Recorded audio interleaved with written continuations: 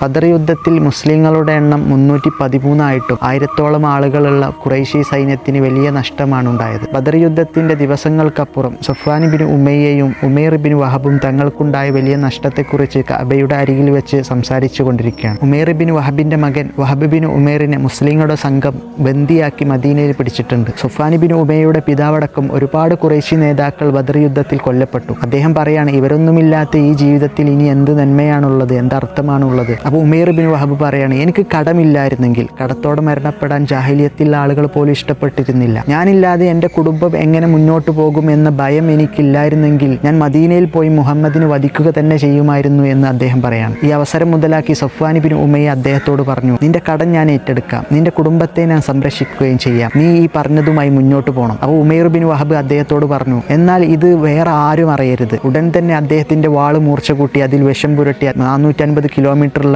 മദീനയിലേക്ക് യാത്ര ചെയ്യുകയാണ്. ദിവസങ്ങൾക്കപ്പുറം പെട്ടെന്ന് തന്നെ അദ്ദേഹത്തിന്റെ ഉദ്ദേശം നിർവഹിക്കാൻ അദ്ദേഹം മദീനയിലെ പ്രവാചകൻ സല്ലല്ലാഹു അലൈഹി വസല്ലമയുള്ള മസ്ജിദിന്റെ നേരെ പോവുകയാണ്. അപ്പോൾ ഉമർ റളിയല്ലാഹുവിനെ കാണാണ്. ഉമർ റളിയല്ലാഹു നേരത്തെ പരിചയമുണ്ട്, ഖുറൈശി കുടുംബമാണ്, അവരുടെ കുടുംബമാണ്, മക്കയിൽ നല്ല പരിചയമുള്ള ആളുകളാണ്. ബദർ യുദ്ധം കഴിഞ്ഞിട്ട് കുറച്ച് ദിവസങ്ങളെ ആയിട്ടുള്ളൂ. ഈ വാളും ഈ രൂപമൊക്കെ കണ്ട് ഉമർ റളിയല്ലാഹു അൻഹു അദ്ദേഹത്തെ പിടിക്കുകയും പ്രവാചകൻ സല്ലല്ലാഹു അലൈഹി വസല്ലമയുടെ അടുത്തേക്ക് കൊണ്ടുപോവുകയും ചെയ്യാണ്. അള്ളാഹുവിന്റെ റസൂൽ സ്വഹാബികളുടെ കൂടെ ഇരിക്കുകയാണ്. ഉമർ റളിയല്ലാഹു അൻഹു പറഞ്ഞു, ഈ അള്ളാഹുവിന്റെ ശത്രു വന്നിട്ടുള്ളത് നല്ലൊരു ഉദ്ദേശത്തിലല്ല. അദ്ദേഹത്തിന്റെ വാളൂരി വെക്കുകയും ശാന്തമാക്കുകയും ചെയ്തതിന് ശേഷം പ്രവാചകൻ ചോദിച്ചു, ഉമേർ, എന്തിനാണ് നീ വന്നത്? അദ്ദേഹം പറഞ്ഞു, ഞാൻ എൻ്റെ മകനെ കാണാൻ വന്നതാണ്. ഇദ്ദേഹം വന്നതിന്റെ ഉദ്ദേശം അള്ളാഹു വഹിയായിട്ട് പ്രവാചകനെ അറിയിച്ചിട്ടുണ്ട്. വീണ്ടും ചോദിച്ചു, ഈ വാളുമായി നീ എന്തിനാണ് വന്നത്? ഈ വാളുകൾ നശിക്കട്ടെ, ഞങ്ങൾക്ക് ബദറിൽ ഈ വാളുകൾ എന്ത് പ്രയോജനമാണ് ചെയ്തത്? പിന്നീട് പ്രവാചകൻ ചോദിക്കുകയാണ്, നീയും സഫ്വാൻ ബിൻ ഉമയ്യയും കഅബയുടെ അരികിൽ വെച്ച് പറഞ്ഞതിനെ കുറിച്ച് എന്താണ് നിന്റെ അഭിപ്രായം? അത്ഭുതത്തോടെ അദ്ദേഹം, കാരണം അദ്ദേഹത്തിനും സഫ്വാൻ ബിൻ ഉമയ്യക്കും അള്ളാഹുവിനും അല്ലാതെ വേറെ ഒരാൾക്കും ഈ കാര്യം അറിയില്ല. പിന്നീട് പ്രവാചകൻ അദ്ദേഹത്തിന്റെ കടം ഏറ്റെടുത്തതും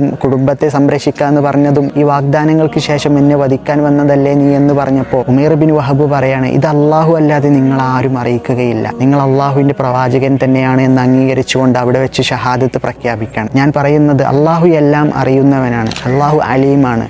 യഅലമു ഖായിനതൽ അഅയുനി വമാ തുഖ്ഫി സുദൂർ.